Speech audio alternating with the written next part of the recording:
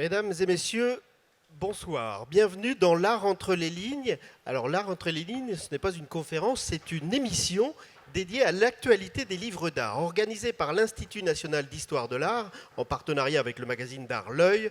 L'art entre les lignes nourrit de grandes ambitions, vous faire découvrir des livres, des éditeurs, des auteurs et des autrices, vous donner envie de lire ces livres et aussi, surtout, de les partager. Ce soir, c'est une émission doublement spéciale que nous vous proposons, habituellement enregistrée dans la magnifique salle La Brousse de l'INHA. Vous pouvez revoir d'ailleurs les émissions précédentes sur le Moyen-Âge, le livre jeunesse ou la préhistoire sur la chaîne YouTube de l'INHA.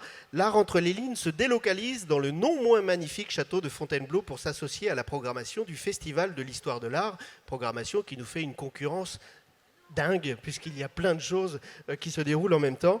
Et c'est une catégorie de l'édition peu attendue dont nous allons parler. Une catégorie qui prend de plus en plus d'importance, tant auprès du grand public que des lecteurs passionnés d'histoire de l'art.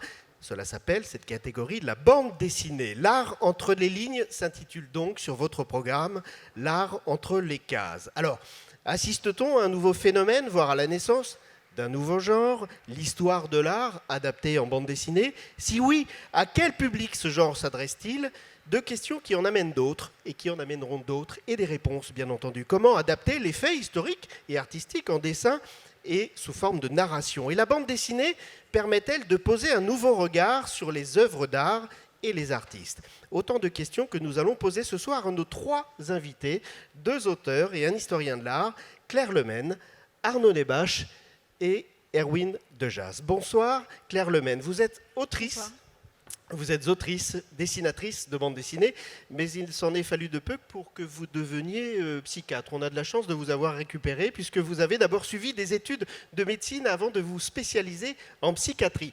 Et c'est durant votre internat que vous choisissez de revenir à votre premier amour, c'est l'histoire de votre livre, vous allez nous en parler, le dessin. Durant cette année d'internat, vous réalisez votre premier roman graphique, Le syndrome de l'imposteur, que vous pouvez voir en couverture derrière vous, qui est apparu en 2019 aux éditions La Découverte. Un premier livre qui se nourrit de votre expérience personnelle et qui nous fait pénétrer par l'intermédiaire de votre double, Lucille Lapierre, dans un univers difficile à documenter. Cet univers, c'est l'hôpital psychiatrique.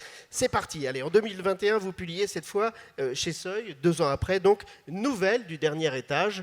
Vous avez le livre juste derrière vous. Un deuxième roman graphique qui porte un autre regard sur la folie, des folies douces qui suggèrent que les troubles psychiques pourraient être soignés autrement que par la médecine.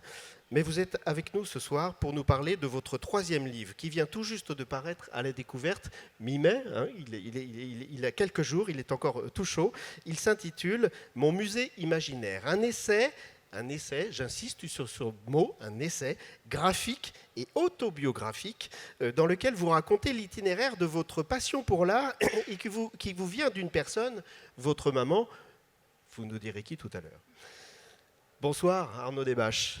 Vous aussi, vous êtes auteur et illustrateur d'origine normande. Vous connaissez bien la Belgique, le pays invité du Festival de l'histoire de l'art cette année, pour avoir étudié à Bruxelles, à l'Institut Saint-Luc, c'est-à-dire à l'École supérieure d'art et de bande dessinée.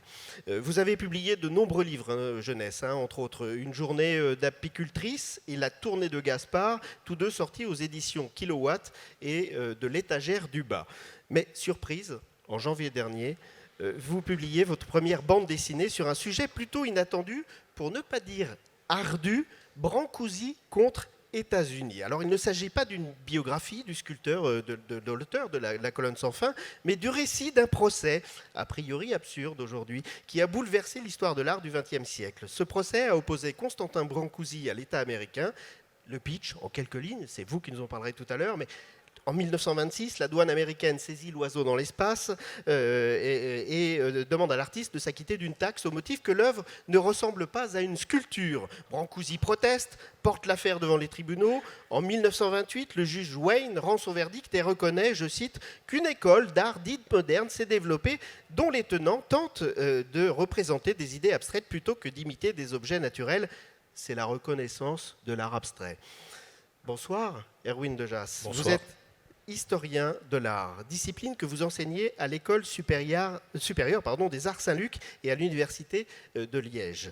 Votre thèse porte sur la musique silencieuse chez les auteurs et scénaristes de bande dessinée José Munoz et Carlos Sampaio. Mais vous êtes aussi, c'est le livre que vous tenez dans les mains, vous êtes aussi spécialiste d'art brut. Vous êtes notamment le commissaire de l'exposition Art brut et bande dessinée qui s'est tenue l'hiver dernier à la collection de l'art brut à Lausanne.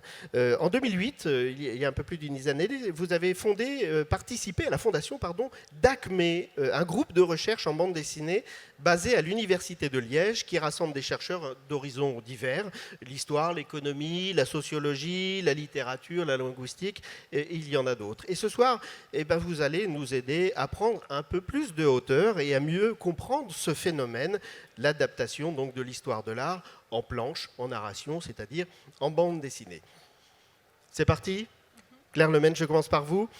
Un livre à l'esprit d'escalier qui citerait André Malraux, Meillet Shapiro, Pierre Bourdieu, qui évoquerait l'œuvre de Vinci, de Courbet, de Renoir, de Kandinsky, mais aussi Maurizio Cattelan, il y en a plein d'autres, qui parleraient des recherches récentes d'historiens et d'historiennes de l'art tels Charlotte Guichard sur la signature ou Philippe Costamagna sur les attributions, et qui prendraient le temps de nous expliquer quand même aussi le syndrome de Stendhal ou la manière dont les faussaires finissent par devenir de vrais artistes. Eh bien, vous en avez rêvé.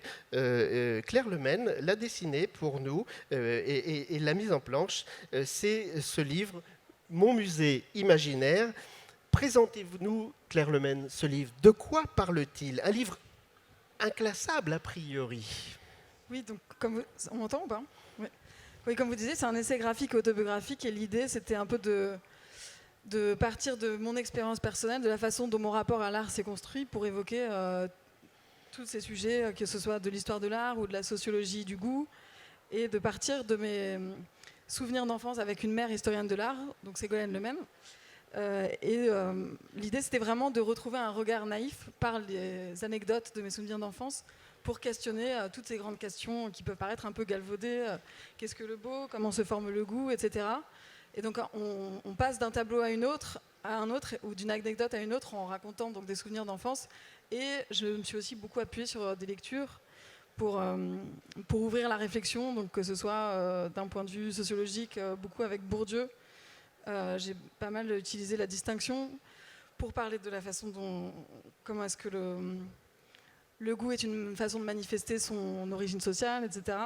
Et aussi, donc il y a différents livres qui m'ont permis dont les auteurs sont carrément devenus des personnages de la bande dessinée, des personnages récurrents. Donc Bourdieu qui fait le rôle du sociologue, Renoir qui incarne un peu l'artiste, puisque je me suis beaucoup servi de la biographie de Renoir le peintre par son fils, le cinéaste Jean Renoir, qui est une biographie fascinante et justement qui m'avait un peu inspirée parce que je me disais qu'elle était très vivante et incarnée parce que le biographe était le fils du biographé, enfin je sais pas comment on dit.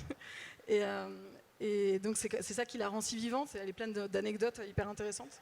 Alors c'est un essai puisque c'est un livre, on a parfois l'impression qu'on peut lire des bandes dessinées en une soirée.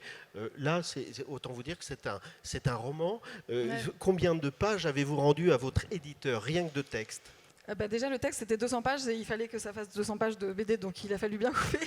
Et donc effectivement comme il y avait beaucoup de lectures, une lecture en emmène une autre, il y a beaucoup de citations, donc il a fallu après synthétiser, mais comme le dessin permet beaucoup de synthétiser, c'est l'avantage de la bande dessinée aussi. Alors en réalité, c'est plusieurs histoires. C'est votre histoire personnelle, votre histoire où vous racontez l'appréhension que vous avez eue, une certaine forme d'intimidation par rapport à votre maman Ségolène Lemaine, par rapport au savoir, par rapport à l'art aussi, comment séduit-on à l'art, mais aussi l'histoire de Renoir, effectivement, de Cézanne. Il y a l'histoire de Cézanne qui est racontée avec tant d'autres. Vous parlez de Vinci, c'est plusieurs histoires qui s'imbriquent. Vous dites quand même à un moment dans les livres, vous faites parler, vous parlez vous-même quand votre maman, ce livre est plein d'humour, on va y revenir, mais quand votre maman vous présente avec fierté devant ses collègues, vous répondez oh, ce n'est pas vraiment une bande dessinée sur l'histoire de l'art. Alors qu'est-ce que c'est ? Oui, non, je disais que c'était pas vraiment une bande dessinée sur l'histoire de l'art parce que je parlais de cette façon dont, donc quand même Hermétique, c'est une bande dessinée sur l'histoire de l'art. À ses collègues historiens de l'art, je suis un peu dans mes petits souliers évidemment, parce que je suis pas historienne de l'art et ça n'a pas la vocation de remplacer l'histoire de l'art. Mon idée, c'était vraiment de donner un regard plus intime et personnel et humoristique aussi, et de raconter pas les œuvres qui m'ont touchée et formée, mais pas comme le ferait une historienne de l'art, mais de façon peut-être plus narrative aussi. Donc souvent, c'est comment est-ce qu'un tableau a fini par être presque incorporé dans ma biographie. Comment est-ce qu'on l'intègre par rapport à la façon dont on le regardait quand on était enfant, etc. Et donc c'est pas, même s'il y a des détours sur l'histoire de l'art, le fil narratif reste autobiographique et humoristique et intimiste un peu. Alors, c'est le récit d'une petite fille qui cherche sa voie et qui sa place finalement auprès d'une mère historienne de l'art et qui va quand même prendre la direction de la médecine, je l'ai dit en introduction, avant de revenir au dessin. Pourquoi si tard? Vous avez fait combien d'années d'études de médecine? 8 ans, j'ai fait les 6 années de médecine et après l'internat, et donc ensuite 2 ans d'internat en psychiatrie. Et là, qu'est-ce qui vous...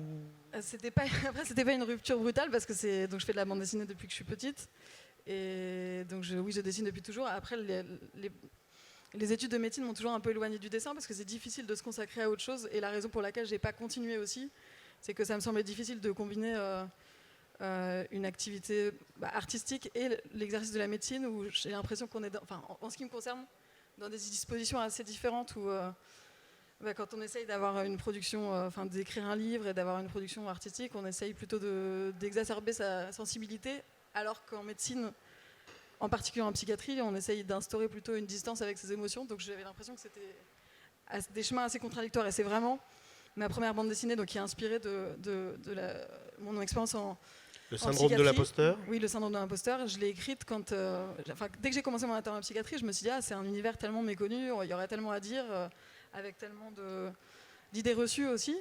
Donc j'avais envie d'en faire quelque chose, mais pendant que j'étais dans mon internat, c'était pas un truc qui était possible. Après, j'ai pris une année sabbatique et là, le fait de ne pas être au contact quotidien de l'exercice de la médecine, ça a repermis un peu la création. Ensuite, quand je suis retournée faire mon internat. Et donc là, j'étais assez décidée à retourner vers la bande dessinée. Puis j'ai fait ensuite une école de BD illustration. Alors Arnaud Desbâches, vous avez fait un choix différent de celui de Claire Lemaine. On pourrait dire plus classique pour de la bande dessinée. Si vous n'aviez pas en réalité choisi la difficulté, raconter le procès de Brancusi contre les États-Unis. C'est une histoire qu'on n'attendait pas spécialement en bande dessinée et qu'on imaginait difficilement, sans doute, adaptée.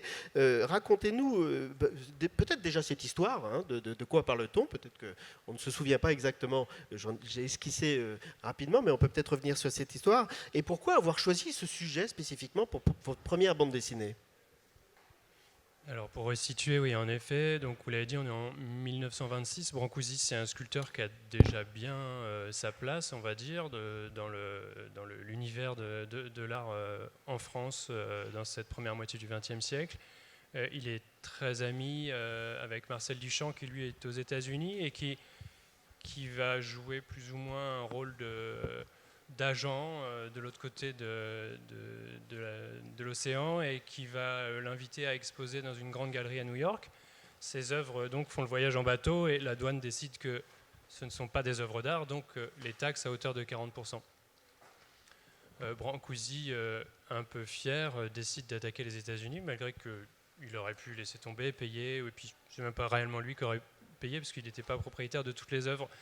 Bref, il décide d'attaquer les États-Unis, et donc il y a un procès qui s'ouvre en 27.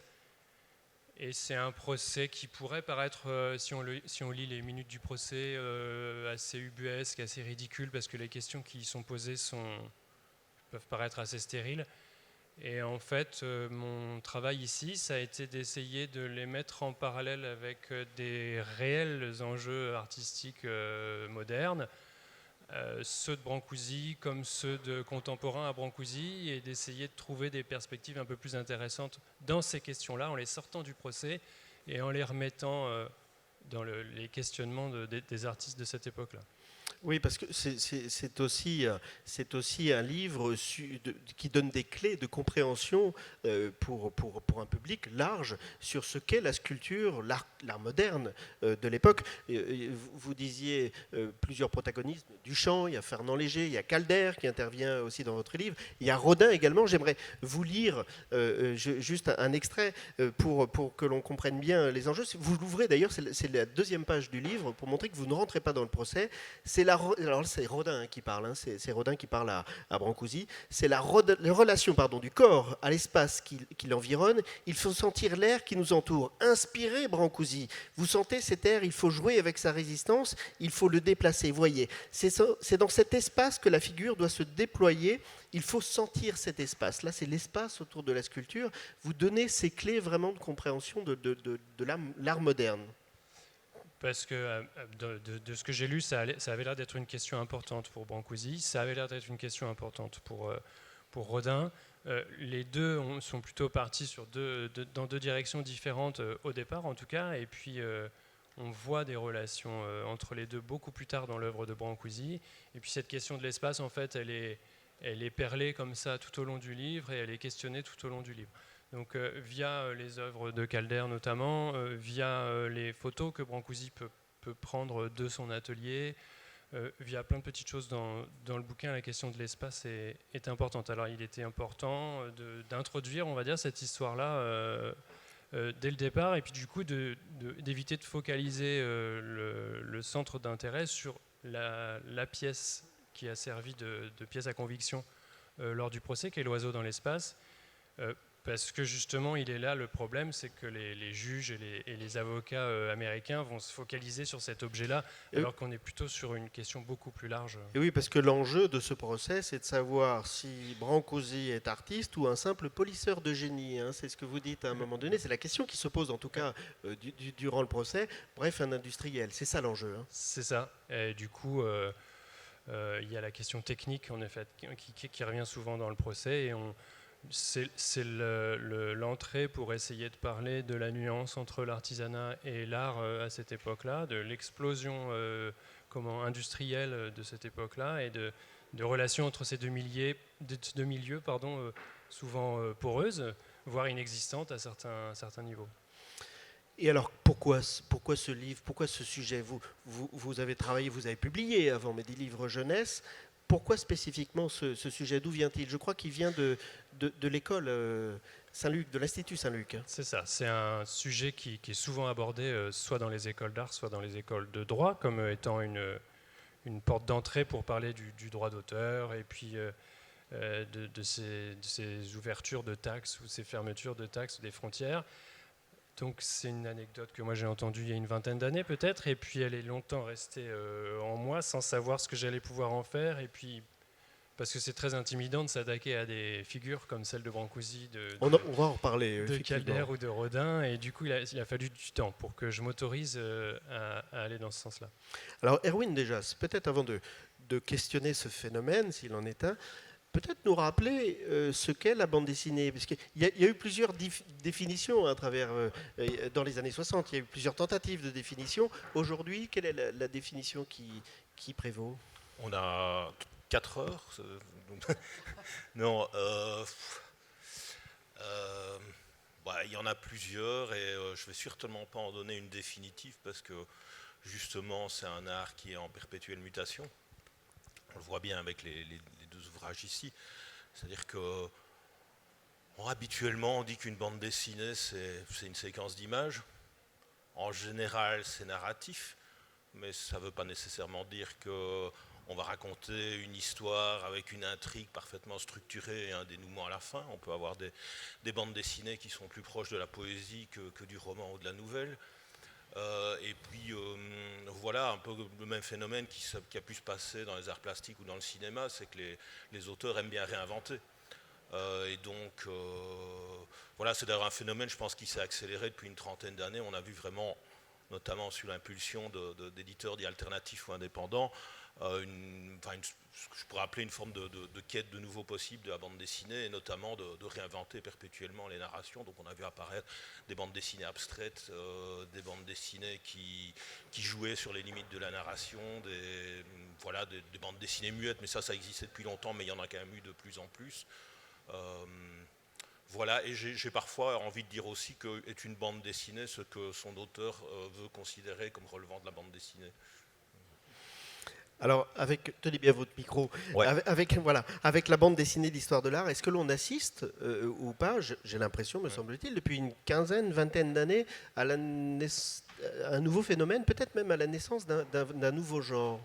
Oui, c'est clair que si on revient à ce que j'expliquais il y a un instant avec ces éditeurs alternatifs qui étaient en quête de nouveaux possibles, donc c'était aussi bien en termes de forme, de narration, de choix esthétiques, mais aussi de choix thématiques. Donc on a vu la première chose qui a été soulignée, ça a été la présence massive de bandes dessinées autobiographiques, qui était quelque chose qui, jusqu'en 1990, c'était, en tout cas dans le domaine francophone, il n'y en avait quasiment pas.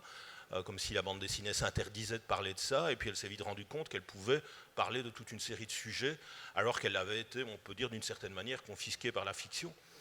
Et entre autres choses, parler de grands sujets, où, à mon avis, dans sa situation un peu d'infériorité culturelle dans laquelle elle s'est parfois mise elle-même, on se disait, c'est déjà des questions qui a affleuré là-bas.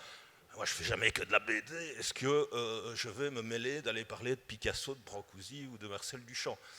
Je pense que des dessinateurs de des générations précédentes avaient été nourris par ces complexes-là. Et et donc il y a une des complexes. Et donc c'est venu en même temps le reportage en bande dessinée. On a pu parler d'écologie, de féminisme, de crise climatique, mais aussi parler d'histoire de l'art. Et surtout, je pense que c'est intéressant, c'est à partir du moment où la création en bande dessinée, elle va dialoguer avec l'œuvre. Donc à mon avis, on en reparlera sans doute dans la suite du débat, mais ça, c'est vraiment comment est-ce que je confronte ma propre poétique à celle de Brancusi ou de Picasso ou d'autres. On peut faire un parallèle aussi avec le cinéma. Apparaît à peu près à cette même période les biopics d'artistes, de créateurs portés à l'écran. Est-ce que c'est cette même tendance ? Oui, il y a une part de ça, je pense. C'est-à-dire que, et ça c'est peut-être parfois voilà une anecdote que j'avais eue, c'est que je sais qu'il y a une personne qui va sonner à tous les musées du monde et qui propose des scénarios que les surporte sur, je sais qu'il est allé frapper au musée Robs à Namur par exemple, et ça me laisse un peu perplexe. Non pas que c'est pas intéressant de faire une bande dessinée sur Robs, mais on sent bien qu'il y a une espèce de créneau. Il y a des éditeurs, il y a une collection, les grands peintres, par exemple, chez Glénat, des choses comme ça. Donc on est parfois pas loin de l'œuvre de commande. Ceci dit, il y a des œuvres de commande qui peuvent être absolument géniales. Bien sûr. Mais je pense effectivement, ça joue un petit peu dans ce parallèle avec le cinéma, qui c'est vrai, les grosses productions, en général, doivent nous donner des choses qu'on connaît. C'est-à-dire qu'on va rejouer je ne sais pas, on va faire un long métrage avec Les Drôles de Dames ou Starkey et Hutch, mais c'est aussi la vie de Richard Nixon ou la vie d'un peintre, etc. Ceci dit, si on reprend l'histoire du cinéma, elle s'est intéressée de manière plus frontale, en tout cas, à la création artistique, parce que je pense que le cinéma n'était pas nourri par les mêmes complexes que la bande dessinée. Enfin, on peut penser au Picasso d'Henri-Georges Clouzot, du Van Gogh de Piala, même si c'est pas si vieux que ça. Enfin, je suis pas historien du cinéma, mais on en trouverait évidemment beaucoup. Alors que la bande dessinée, l'histoire de l'art, en fait, elle s'est pratiquement intéressée à ça uniquement par le biais de récits édifiants, type les histoires de l'oncle Paul qui paraissaient dans Spirou, par exemple. Exactement. Voilà, j'ai un peu regardé, là j'ai retrouvé en quelle année à peu près ? Là, on est dans les années d'après-guerre, donc entre, je pense, 46, des années 60. Je pense qu'il y en a jusque dans les années 80, mais vraiment le cœur, c'est ces années 50-60, ce qu'on appelle parfois l'âge d'or de la bande dessinée belge. Et voilà, je suis tombé sur une histoire des frères Van Eyck, d'Eddie Pape et Jean-Michel Charlier, par exemple. Mais ça passait par le biais de montrer des exemples de vertu aussi, c'est-à-dire qu'on racontait l'histoire des grands hommes, souvent dans un style ce qu'on appelle réaliste ou mémétique, et il s'agissait en fait d'aider le petit lecteur. Et cette histoire des frères Van Eyck est vraiment celle d'une spiritualité catholique qui les anime et qui leur fait créer les chefs-d'œuvre que nous connaissons tous. Puisque Spirou était une revue catholique, la presse belge était imprégnée jusqu'au trognon par le catholicisme. Alors, Arnaud Nebache, Claire Lemaine, et c'est 2 livres, et je vous invite vraiment à les consulter après, à les acheter et à les lire. Ce sont 2 livres vraiment avec 2 approches très différentes. Il y a un livre très bavard, à l'esprit d'escalier, je disais tout à l'heure, presque à l'esprit marabout de ficelle, vous tirez une ficelle et ça nous emmène. Et là, on a un livre très silencieux, avec des planches, parfois, mais des doubles pages, sans phylactère, juste consacrées, et qui parlent d'elles-mêmes. Ces 2 approches ces 2 approches que vous nourrissez vous-même dans votre travail, ou étaient, j'allais dire, requises par les sujets que vous aviez tous les 2 choisis ? Qui veut répondre ? Claire. Oui, non. Moi, c'est vrai que ça me parle assez quand vous dites que bon, la bande dessinée, c'est un peu ce qu'on a envie d'en faire. Mais moi, ce qui me plaisait aussi dans la bande dessinée, c'était le fait que il n'y a pas vraiment de règles, justement, parce que parfois on peut parler de complexe de la bande dessinée, mais aussi le fait qu'elle ne se soit pas tant enseignée d'un niveau universitaire et tout ça. On fait ce qu'on veut. Et moi, cette bande dessinée, c'est vrai que c'est un mélange de dessins, de photos, de dessins d'enfants, de reproduction. Et donc, en fait, l'idée, c'était. J'ai commencé par écrire d'abord sous forme écrite, donc c'est pour ça qu'elle est très bavarde. Et ensuite, ça prend la forme que ça prend un peu, mais comme il n'y a pas tant de codes, en tout cas, j'ai l'impression dans ce type de bande dessinée, on n'est pas complexé par des codes. C'est vrai que ça peut donner des bandes dessinées aussi variées que la mienne, qui pourrait être un livre écrit tellement il y a de textes, et que celle d'Arnaud Desbages qui est... Et de citations aussi, vous ne vous interdisez pas des citations de Pierre Bourdieu, Oui, je disais tout oui. à l'heure, parfois sur une demi-page. Hein. Il y a des extraits parfois très ardus, hein, d'ailleurs, Ouais. et vous en jouez, vous riez de ça. Hein. Ouais. Il y a beaucoup d'humour. Mm. Arnaud, vous, ce silence. Alors, ça vient probablement de deux raisons. D'abord, le caractère de Brancusi. J'ai cru comprendre que c'était plutôt quelqu'un de taiseux, de silencieux, d'un peu solitaire, d'un peu en dehors du milieu de l'art de cette époque. Donc il y a quand même ça, ce petit retrait, même s'il était assez fidèle à quelques amis, mais donc ce personnage un peu taiseux, il y a ça, et puis il fallait que je pose un contraste important entre justement les bavardages du procès, où là il fallait argumenter, et puis probablement avoir une BD un petit peu plus dense, avec des moments plus poétiques ou plus doux. Oui, puisqu'il y a deux styles, ou deux approches plutôt, parce qu'il y a même style, mais deux approches, je crois que peut-être deux styles, vous allez nous le dire, mais dedans, et qui sautent aux yeux visuellement. Toutes les parties liées à l'histoire qui se déroulent à Paris ou à New York, Brancusi dans son atelier ou au café avec Fernand Léger, sont très colorées, très calmes. Dès que vous rentrez dans le procès, là on est presque dans le croquis judiciaire. Il y a beaucoup de textes qui ne sont même pas dans des bulles d'ailleurs, hein, qui entourent, avec des dessins éclatés partout dans la page. Ça c'est un rythme qui vous permettait, j'imagine, de situer le lecteur par rapport à l'endroit où ça se passe. Voilà, c'est ça. C'est un rôle un peu didactique pour que le lecteur se situe bien entre les parties du procès et puis les parties plus narratives sur la vie de Brancusi et donc de ses amis. Et puis, donc pour appuyer sur ces deux rythmes différents, on a trouvé une espèce d'astuce narrative qui consistait à situer Marcel Duchamp comme dessinateur du procès. Donc c'est lui qui va dessiner le procès et envoyer ses croquis à Brancusi, qui lui reste à Paris, pour lui rendre compte de l'évolution des témoignages. Et donc j'ai adopté deux styles différents, où quelque chose de plus croqué, de plus relevé, de plus vif lors du procès, et puis quelque chose de plus posé, voire un peu statique dans les compositions, et du coup plus sculptural pour la partie qui concerne Brancusi. Alors, en ce qui concerne l'adaptation, l'histoire de l'art, c'est une discipline sérieuse quand même. Hein. La bande dessinée, on peut se permettre l'humour. L'histoire de l'art, c'est quand même une discipline sérieuse. Quelles difficultés vous avez rencontrées, Claire Lemaine, pour parler d'histoire de l'art? Parce que j'imagine qu'il a fallu se documenter et lire des milliers, des centaines, voire des milliers de pages. Oui, en fait, j'ai un peu contourné le problème parce que souvent on se rend compte, enfin, je sais pas pour les autres, mais pour moi, de ce qu'on voulait faire avec le livre une fois qu'il est terminé. Et j'avais pas forcément l'idée que ça allait être tant un livre sur l'histoire de l'art en le commençant, puisque l'impulsion de départ, c'était de raconter mon rapport à l'art et des anecdotes. C'était plus sur quelque chose d'humoristique et des anecdotes sur mes souvenirs d'enfance avec une mère historienne de l'art. Et c'est beaucoup en me documentant ensuite que finalement, aussi quand je parle d'un tableau, il faut quand même le situer son époque, donc il faut aussi dire d'autres choses. Et puis, Judith Holoferne, par exemple, Caravage, il y a tout un chapitre. Voilà, oui.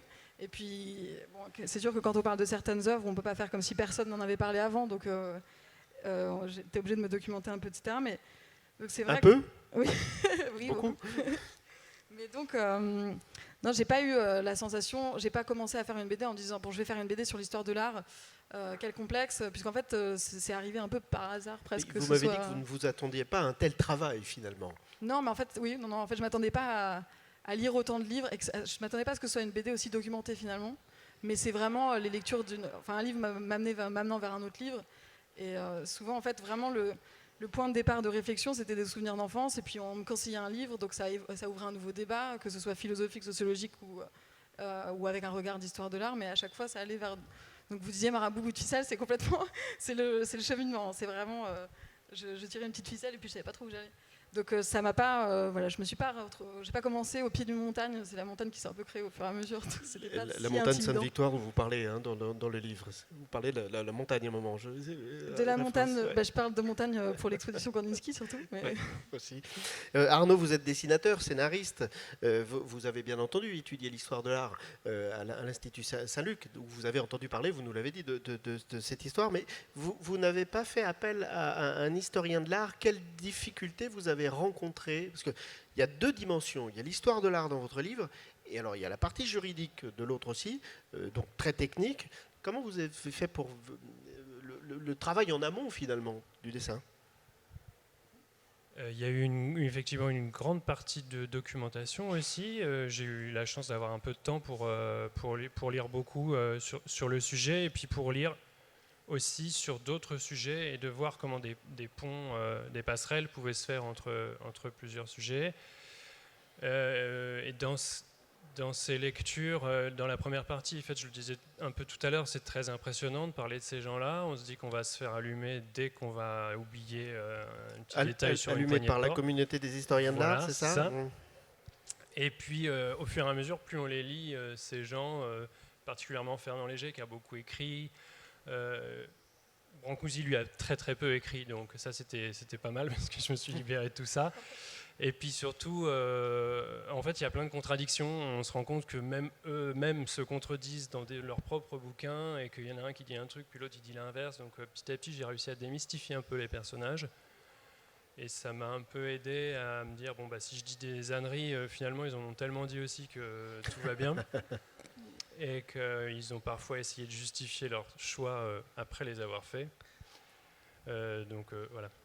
Alors, vous nous l'avez dit, la bande dessinée, Erwin, vous nous l'avez dit, peut parler de tout finalement, ne doit rien s'interdire.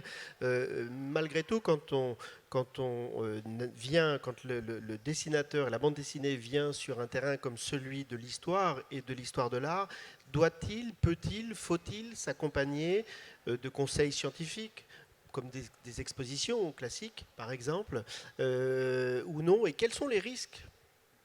Je pense que l'auteur, il fait ce qu'il veut. Donc ça dépend du contrat du contrat tacite qu'il va établir à son lecteur. C'est la même chose en peinture, en cinéma. Voilà, si on a envie de fantasmer totalement l'histoire de Van Gogh et la placer en 2046, je pense que c'est le droit le plus strict de l'auteur. Voilà, il y a une licence à ce moment-là. Et à l'inverse, on a des œuvres qui sont des œuvres essentiellement didactiques, voilà, ça existe. Et puis on a, dans ce spectre-là, on peut voyager de l'un à l'autre. J'imagine ici, Arnaud, je suppose qu'il y a un moment donné où il faut prendre des libertés aussi, puisqu'il y a des choses qu'on ne sait pas, ou des non-dits. Alors on doit inventer les dialogues, évidemment, puisque, voilà, et donc c'est... Mais c'est vrai que ça aussi, c'est quelque chose qu'on peut remarquer, c'est qu'on a vu apparaître des bandes dessinées avec à la fin une longue bibliographie, parfois de 3-4 pages. Le livre de Claire aussi, il y a toutes les références qui apparaissent à la fin.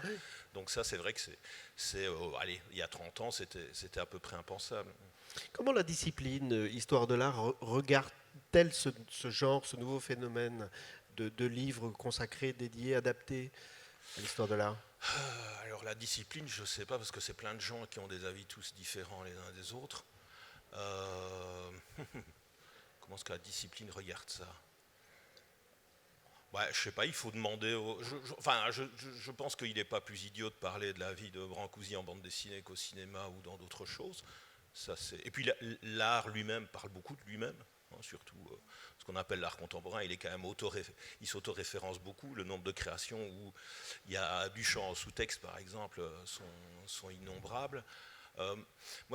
Une autre chose, je ne réponds pas vraiment à la question, mais je pense que la bande... en tout cas, il faut pas... Je pense qu'il ne faut pas créer une fausse opposition entre ce qui relèverait de la bande dessinée et ce qui serait l'art. En fait, j'ai eu parfois quelques expositions où on confrontait les deux de manière très, très mécanique comme ça. La peinture à gauche, la bande dessinée à droite, ça ne fonctionne pas. Enfin, notez qu'il y a une des premières expositions historiques qui était bande dessinée et figuration narrative, qui historiquement est importante, mais qui en fait était 2 expos. Voilà, il y avait la figuration narrative dans un coin. Ça permettait aussi sans doute de faire rentrer la bande dessinée dans le musée, puisque c'était au musée des Arts Décoratifs de Paris. Et d'une certaine manière, les concepteurs avaient négocié l'affaire, c'est-à-dire qu'on pouvait... la figuration narrative était le cheval de Troie qui allait permettre de faire rentrer la bande dessinée au musée. Mais ce qui est étonnant, c'est qu'à l'époque, c'est des agrandissements de cases, qu'on ne montre pas des planches originales comme on le fait aujourd'hui. Donc on singeait d'une certaine manière la muséographie de la bande dessinée. Ceci dit, historiquement, je n'étais pas là pour la voir, j'ai vu des photos, etc. C'était assez intéressant comme dispositif. Mais voilà, mais je pense aussi que et puis il y a l'inverse aussi, c'est que l'histoire de l'art est traversée par la bande dessinée. Encore hier, il y avait les interventions de Pierre-Olivier Rollin ou d'Éric de Chazet, par exemple, montraient comment il y avait toute une série de productions contemporaines où la bande dessinée était omniprésente. Il y a de la bande dessinée chez Picasso, chez Alechinsky, chez Kerry James Marshall, chez Evelyn Axel, chez Jacques Charlier, pour prendre des artistes belges. C'est quelque chose qui n'est peut-être pas suffisamment souligné, mais on revient avec le complexe cette fois-ci dans l'autre sens.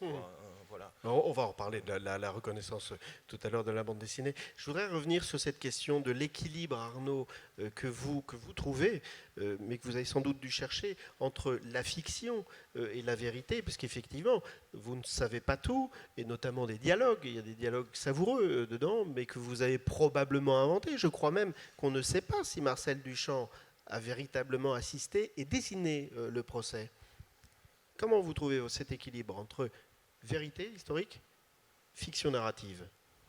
Alors, il n'y a pas grand-chose de faux, et en même temps, tout est faux dans le sens, enfin, en tout cas dans ce que j'ai fabriqué, dans le sens où tout est tiré de discours ou d'écritures qui ont été produites à l'époque, mais tout a été tordu pour que ça rentre dans la narration. Donc, j'ai tordu l'espace-temps pour que certains dialoguent avec d'autres, alors que finalement il y avait 20 ans de distance qui les séparait.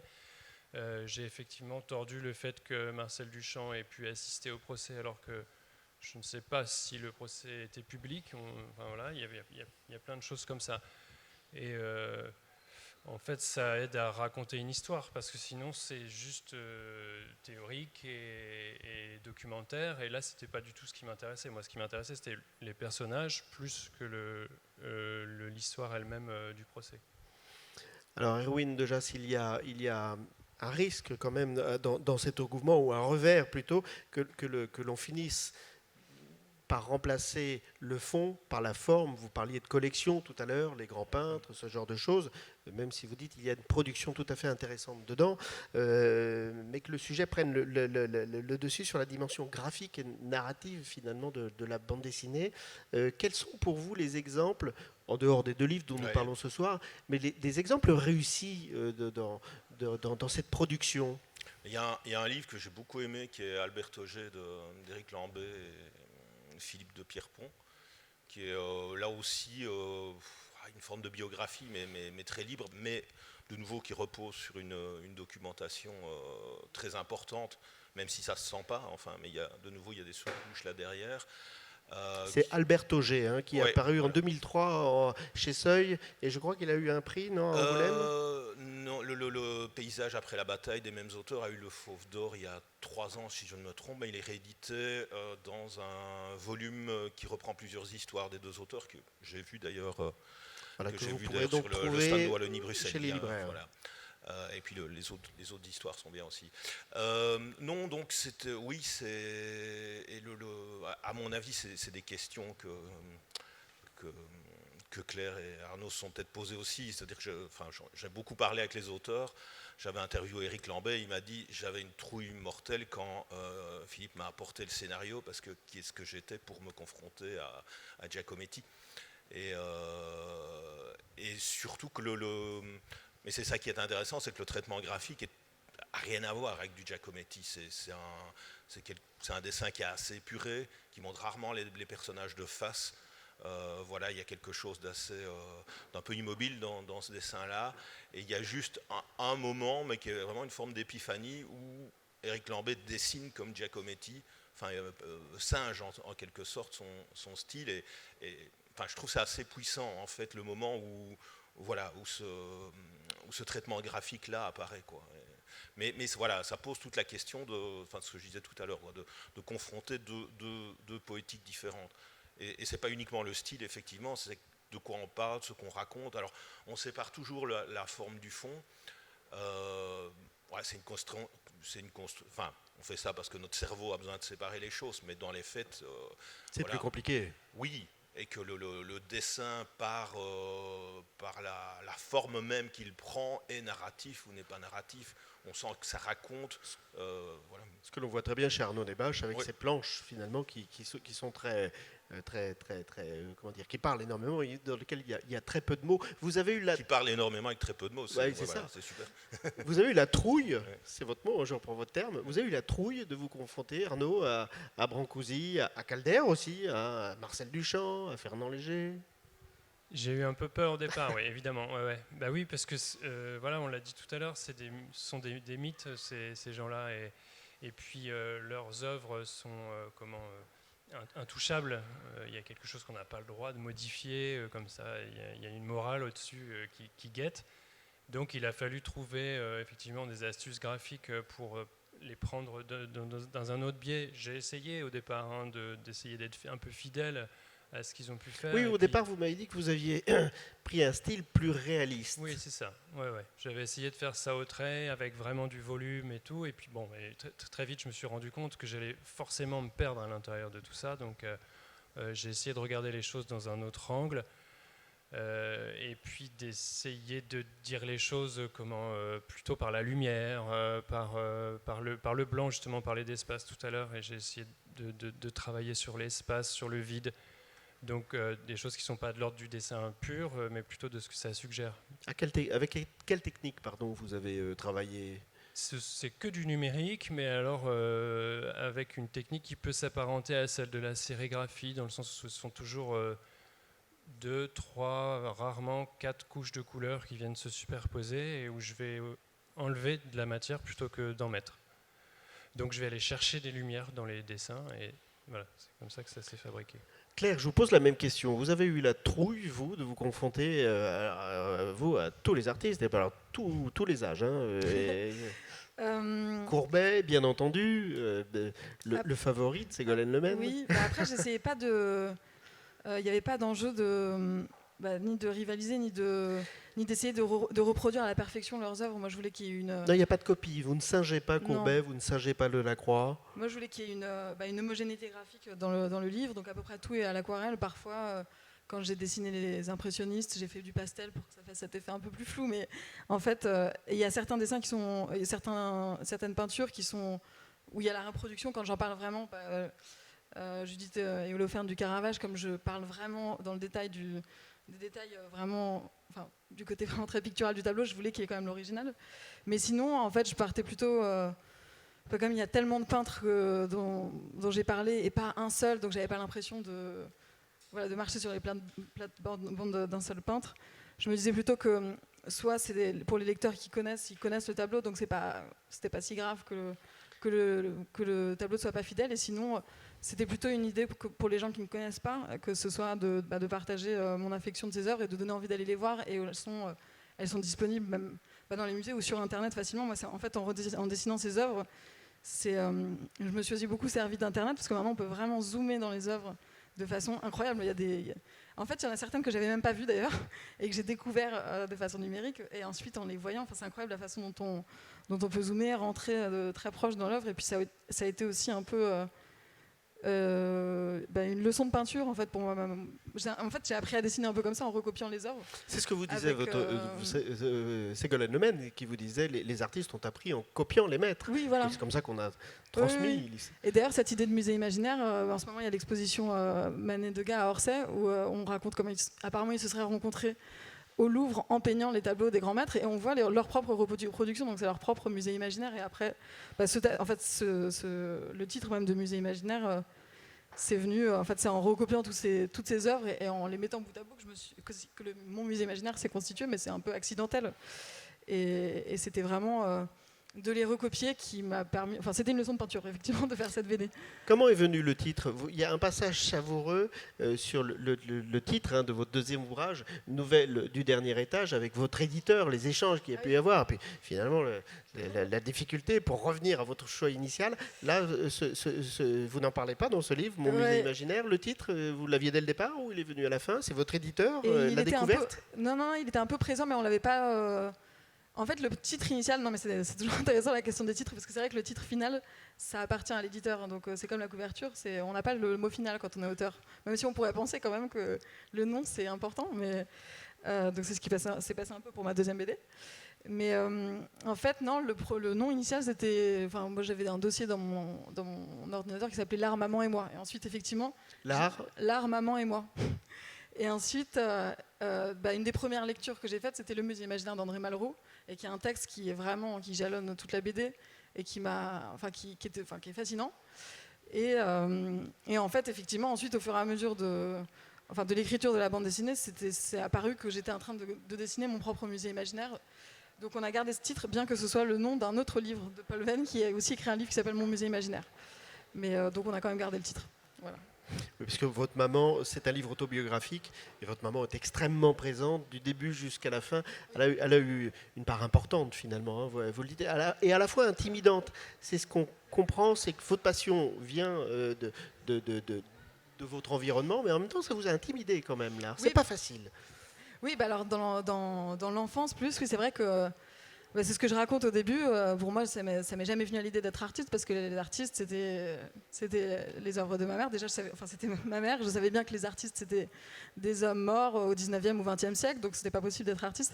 Mais c'était plutôt une réconciliation, par contre, de faire ce livre, aussi bien avec avec mon rapport, avec le côté intimidant de l'art. Je pense que c'était aussi une façon de me situer peut-être un peu en tant qu'artiste, de créer ce livre. Ça, c'est aussi une réflexion qui m'est venue après, mais j'ai fait mes 2 premiers livres sur la psychiatrie et la médecine parce que c'est ma formation initiale.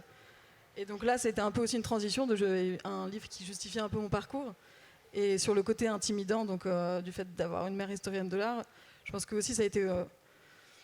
c'était plutôt une façon de parler pour la première fois véritablement de son travail, un peu plus d'égal à égal. Pas d'égal à égal, mais elle en tant qu'historienne de l'art et moi en tant qu'artiste. Et effectivement, au début, je m'étais dit, je lui ai fait relire tout le texte. Et je m'étais dit, peut-être pour le côté intimidant, je me disais que j'avais au moins une caution scientifique, parce qu'elle m'aurait dit si j'avais dit une énormité. Donc je l'ai fait relire, et j'avais aussi un peu peur je me disais, il y aura peut-être un peu de censure, parce que je parle beaucoup de moi, mais beaucoup d'elle, donc c'est quelque chose de s'exposer soi-même.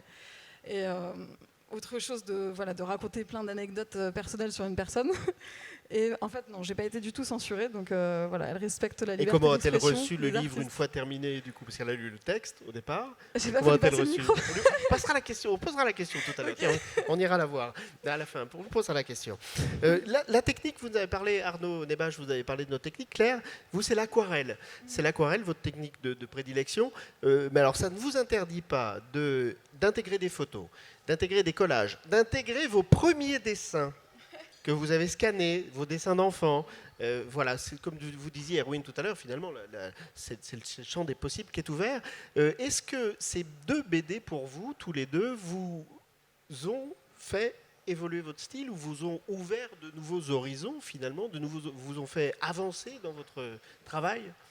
Moi, en tout cas, c'est vrai que je savais pas trop si ce serait possible ou pas au début quand j'ai commencé. Déjà, c'était un texte écrit. Après, j'ai commencé à dessiner. Et puis, pour raconter en fait, quand on travaille avec les éditeurs, je propose pas tout de suite des planches, donc on travaille sur le texte. Et puis, pour qu'ils sachent de quoi je parlais, parfois, je parle d'un souvenir d'enfance ou d'un dessin d'enfant, donc je le mettais. Et c'est apparu au fil de la discussion que, en fait, ça aurait été sympa d'avoir ces dessins d'enfance, ces photos d'enfance.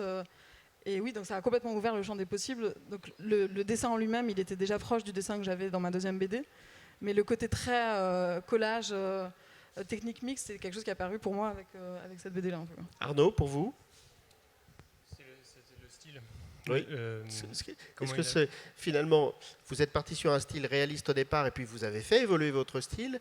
Est-ce que de vous confronter à ces maîtres vous a permis de faire tomber des barrières stylistiquement dans le dessin?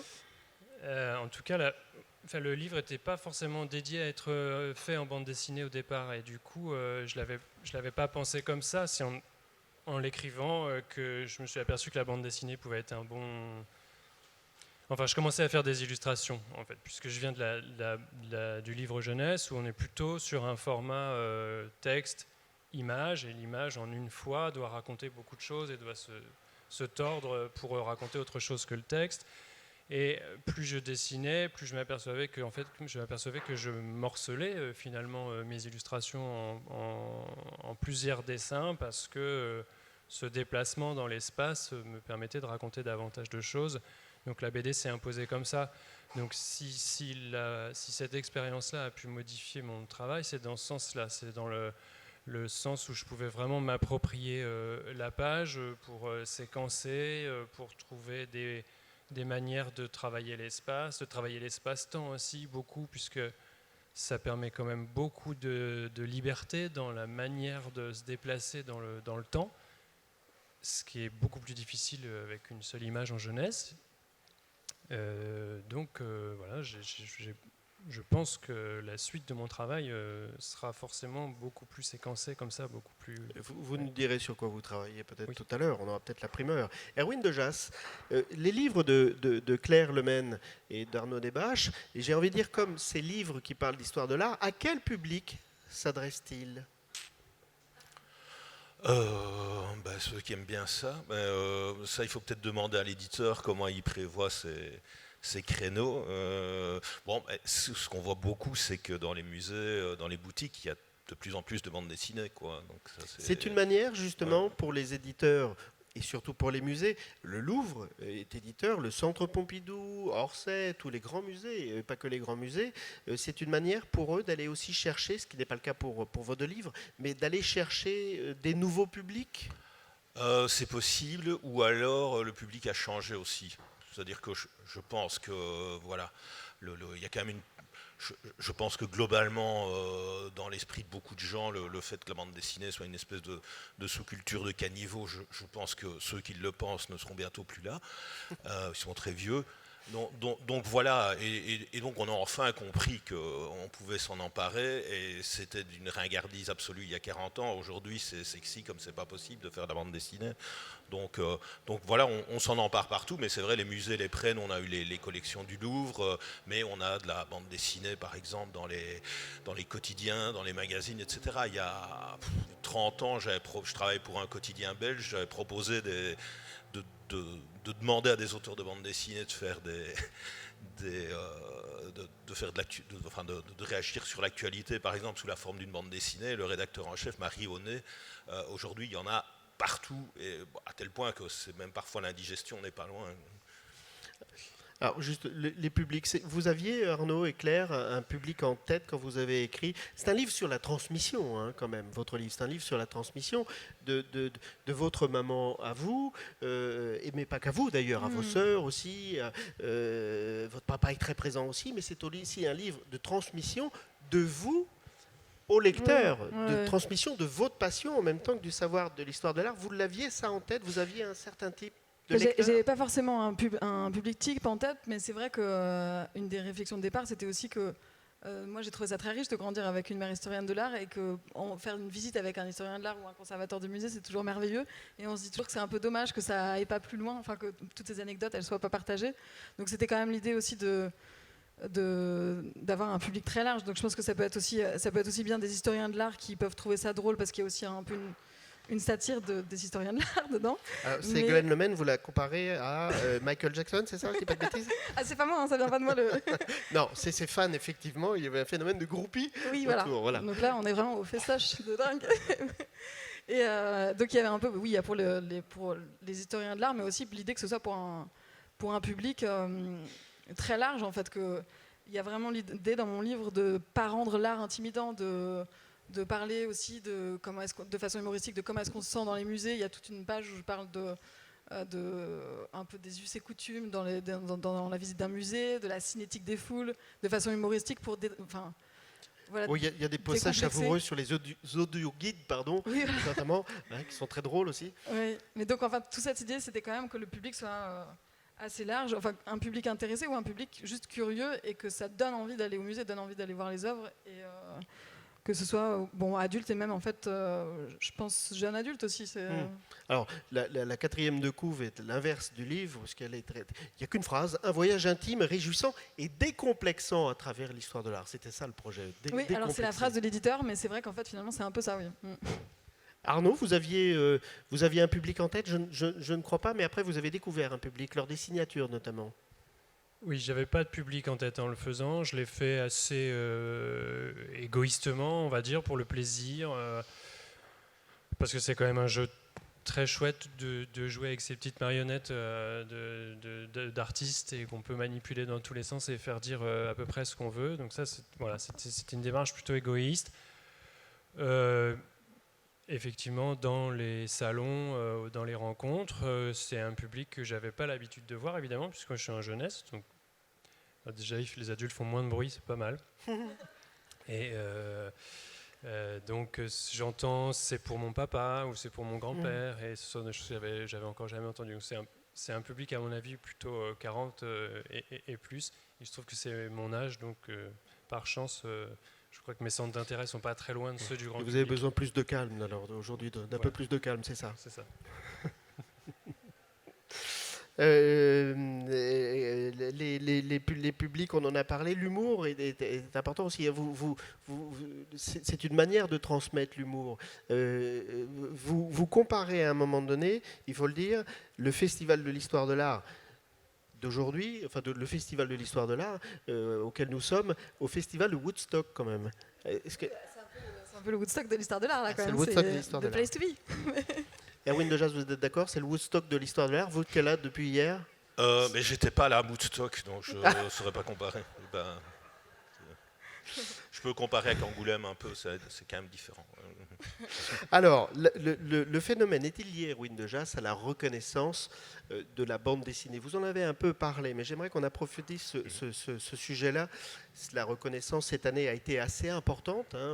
Il y a eu l'entrée de Catherine Meurice et d'Emmanuel Guibert aussi à l'Académie des Beaux-Arts. Il y a également Benoît Peters qui est au Collège de France pour l'histoire de la bande dessinée. On a l'impression qu'il y a un pas qui a été passé supplémentaire, un pas franchi, pardon.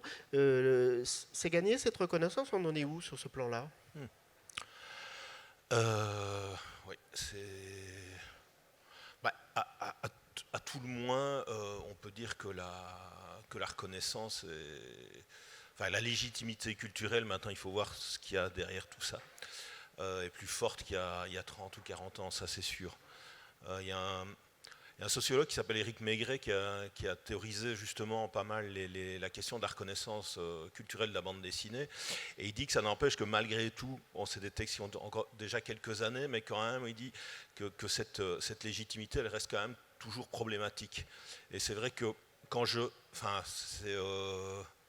ça a changé, mais parfois dans les émissions de télé ou de radio, je suis parfois étonné. Par exemple, qu'on ne prenne pas assez peu en compte l'aspect plastique des choses.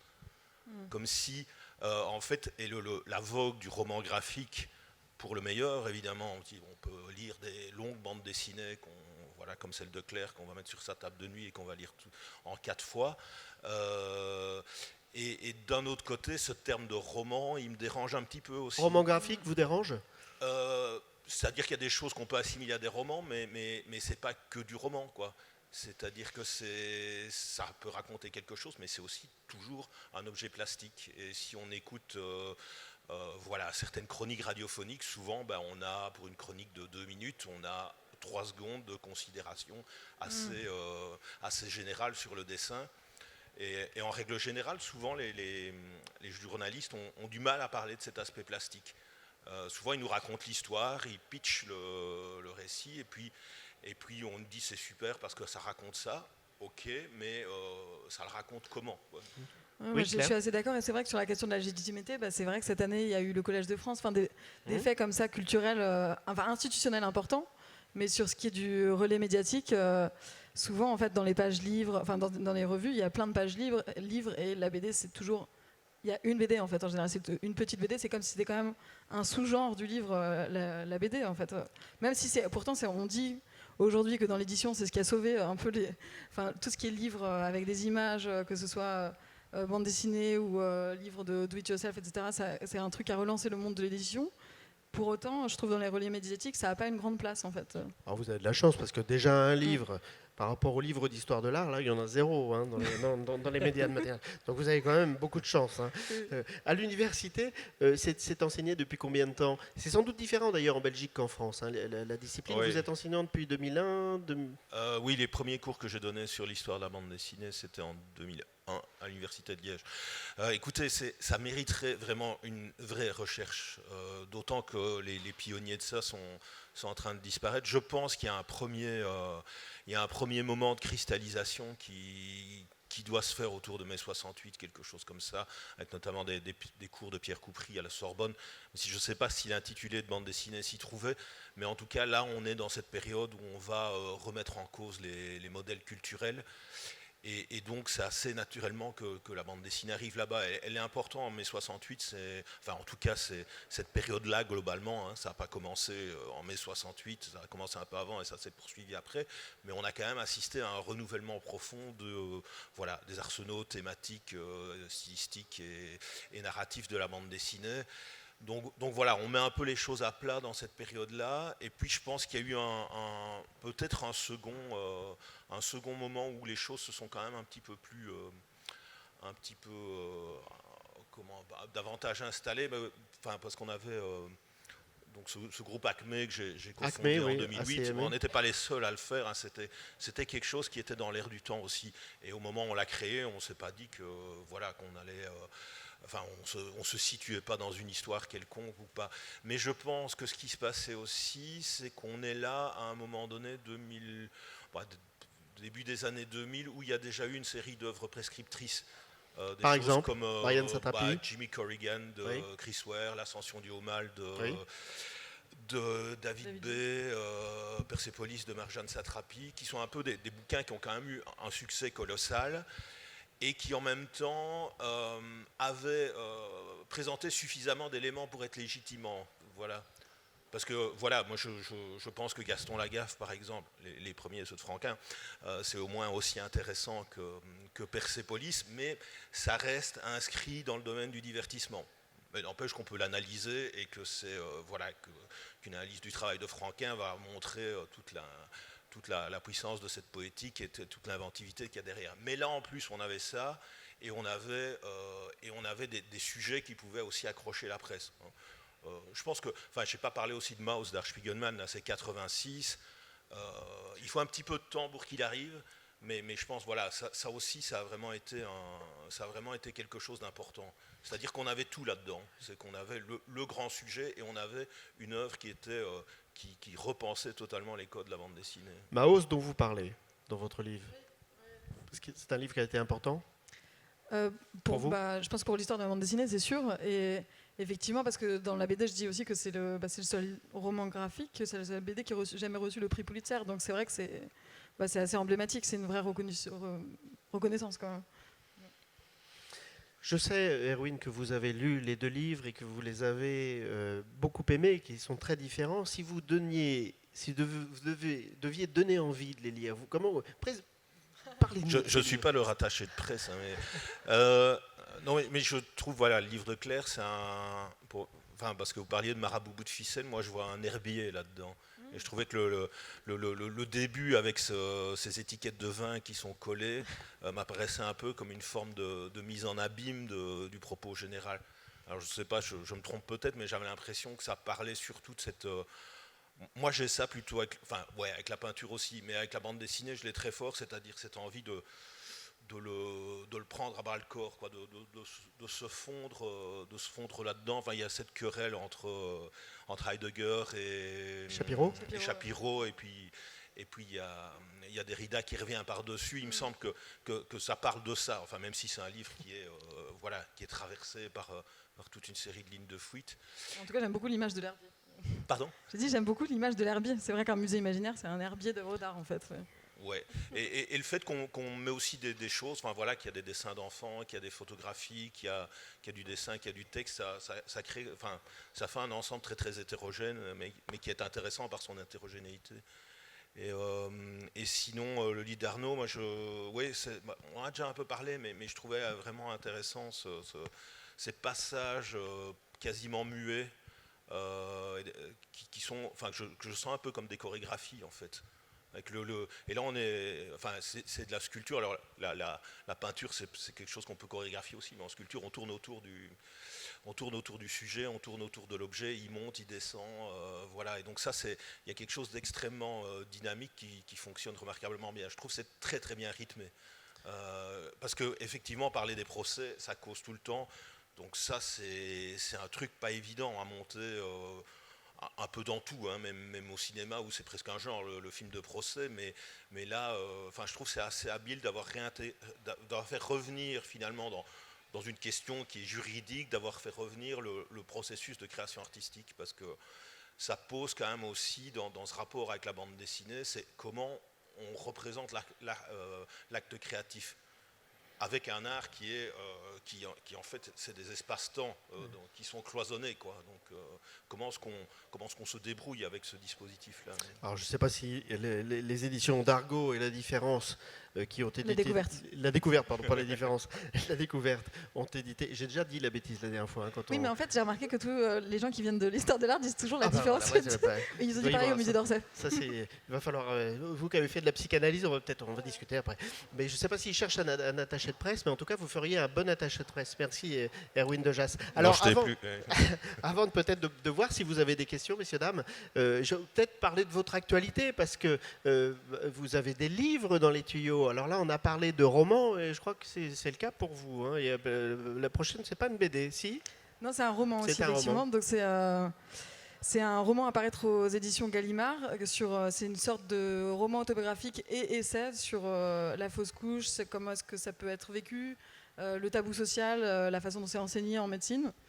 Et le deuxième livre, là, c'est aussi... en fait, c'est deux genres différents. Donc le deuxième, c'est un livre jeunesse, mais qui s'adresse aussi aux adultes. C'est une sorte de botanique ludique sur les fleurs. Donc ça sortira au printemps prochain aux éditions Helvétique. Voilà, on y est à l'herbier alors. Oui, voilà, c'est ça. C'est pour ça que ça me parlait, cette image. Arnaud? Je finis de travailler sur plusieurs livres jeunesse. Les prochains qui sortiront, je pense, à la rentrée, ça va être aux éditions des Petits Platons, un livre sur Durkheim, le sociologue. Je travaille sur un roman pour Le Seuil. J'illustre un roman, j'écris pas. Je suis en train d'écrire quelques petits livres jeunesse, et puis je suis en train de travailler avec Dargaud sur une prochaine bande dessinée, mais on en est vraiment aux prémices, et ça sera comparable en tout cas parce que certains thèmes artistiques sont abordés et certains thèmes juridiques également. D'accord, on ne peut pas connaître le... Ça parlera probablement d'art brut. Probablement d'art brut, d'accord. Voilà, ça parlera d'art brut. Ah bah ça tombe bien, c'est une belle transition. Art brut et bande dessinée, c'est votre livre, donc passionnant. C'est le catalogue de l'exposition, hein, mais c'est pas une BD, c'est un catalogue d'exposition, mais qui est passionnant, et ça se lit presque comme une BD parce que c'est truffé de planches. Votre actualité, Erwin, vous avez une exposition dans les tuyaux, ou un prochain livre d'ailleurs? Mais en fait, donc cette exposition Art brut et bande dessinée qui s'est tenue à la collection de l'Art brut à Lausanne va être remontée en 1er mars, vernissage au musée Docteur Guilingan, donc si vous êtes dans le coin, voilà, elle durera la moitié de l'année.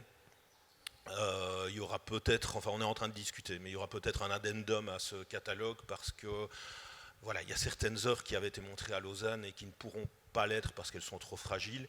Mais on est en train de travailler sur d'autres artistes qui pourraient être montrés dans ce cadre-là pour un peu élargir le regard vers des artistes qui sont peut-être un peu à la frontière entre l'art brut et les arts culturels, comme disait Dubuffet. Et l'autre chose, c'est en novembre, donc il y a la parution de ma thèse de doctorat que j'ai défendue il y a 8 ans, donc c'est vraiment il y a très longtemps, c'est un peu scandaleux d'avoir traîné aussi longtemps, mais elle va enfin paraître aux presses universitaires François Rabelais, donc qui s'appelle La musique silencieuse de José Muñoz et Carlos Sampaio, donc c'est deux auteurs argentins fameux. Et ça se fait en même temps que le dernier volume des intégrales du cycle américain en tout cas de Muñoz et Sampaio chez Casterman. Donc on a, si vous voulez, la thèse de doctorat qui est une version réécrite et un peu plus digeste que le texte original. C'est un peu la version, on va dire, scientifique, même si j'ai cherché à être accessible par rapport à la version je m'embrouille, qui viendra compléter en fait les textes qui sont dans les différents volumes de l'intégrale de l'œuvre de Muñoz et Sampaio. Alors merci à tous les trois. Nous avons encore 2-3 minutes pour poser une ou deux questions. Si vous avez, mesdames et messieurs, des questions, oui, j'arrive. Bonjour. Bonjour, j'ai une question pour Claire Lement. Je salue sa maman. C'est par rapport au fait que vous avez fait des études de médecine et en psychiatrie, si j'ai bien compris. Et en fait, je voulais savoir si vous créez un lien entre le travail que vous avez fait donc avec ce livre et votre... Est-ce que ça pourrait être comparé à un exercice psychiatrique ou autopsychiatrique, ou comment est-ce que vous analysez donc, ces deux champs de votre talent? C'est surtout mes 2 premières bandes dessinées qui étaient en lien avec la psychiatrie, puisque la première c'était une sorte de bande dessinée autobiographique sur mes débuts en tant qu'interne dans une unité pour malades difficiles. Donc là, ça parlait plus de l'institution psychiatrique, de ce que c'était que de devenir médecin après des années d'études théoriques. Et la deuxième, on allait beaucoup plus déjà vers la fiction, puisque c'était aussi inspiré de mon expérience de la psychiatrie, mais c'était des maladies mentales imaginaires, donc qui peuvent se lire aussi comme des... Voilà, si on n'a pas connaissance du fait que je suis nourrie par la psychiatrie, ça pouvait aussi être lu comme des nouvelles un peu poétiques ou absurdes. Et donc ce 3e livre, je pense que il y a aussi un côté un peu introspectif, alors je ne sais pas si c'est psychanalytique, mais qui reprend un peu mon parcours comment est-ce qu'il m'a fallu passer par 8 ans de médecine avant d'oser assumer être artiste en fait. Donc c'est quand même, il y a pas vraiment, je pense que mon travail reste quand même aussi très nourri de mon expérience de la psychiatrie à la fois, et en même temps je suis allée en psychiatrie parce que parmi les différentes spécialités médicales, c'était la plus narrative qui soit, et c'était quand même aussi, même le choix des études de médecine, c'était le côté humain et narratif qui m'inspirait. Donc j'ai pas eu l'impression qu'il y ait une véritable rupture moi dans mon parcours, même si on dirait que oui, faire passer de la médecine à la bande dessinée, c'est avoir retourné sa veste, mais pour moi c'était aller à chaque fois un peu plus loin vers le côté narratif qui m'intéressait en fait. Voilà. Une question supplémentaire? Moi, je vais vous poser comme une question, Ségolène Lemaine. C'est vous le personnage principal de ce livre. Vous avez été extrêmement touché, j'imagine. Comment vous l'avez reçu? Non, mais c'est vrai, c'était très émouvant. C'était un livre auquel je ne m'attendais absolument pas. Et qui est arrivé comme ça. Et avec beaucoup d'échanges, de discussions, de visites, d'expositions, Oui, c'est une belle histoire, je trouve aussi pour moi. Je dois dire aussi à Claire que c'est une façon pour moi de rebondir sur l'histoire de l'art. Ça m'a donné des idées aussi. Donc le dialogue s'est pas noué dans un seul sens. J'ai mené depuis très longtemps une réflexion sur le musée imaginaire, et je trouve que sa façon de l'aborder m'a inspirée aussi. Donc ça je voulais le dire. Et puis son humour, sa légèreté, ouais. Et sa légèreté pour aborder des choses très sérieuses et des grandes questions de l'histoire de l'art, bien sûr, aussi. Et bah oui, je remercie aussi le festival, je remercie aussi les gens qui sont là les deux. Merci Ségolène Lemaine. Voilà, nous arrivons à la fin. Donc je vous l'ai dit, l'art entre les lignes, c'est une émission qui habituellement s'est enregistrée en salle Labrousse. Vous pouvez la retrouver sur la chaîne YouTube de l'INHA, et je vous donne rendez-vous pour un autre thème. Ce sera en octobre prochain, donc cette fois-ci rue Richelieu. Voilà, merci à vous. Les auteurs sont là. Erwin également, si vous voulez leur poser des questions, c'est le moment, c'est le but du festival. À bientôt, merci de votre suivi. Bonsoir. Merci. Merci Fabien. Bonsoir.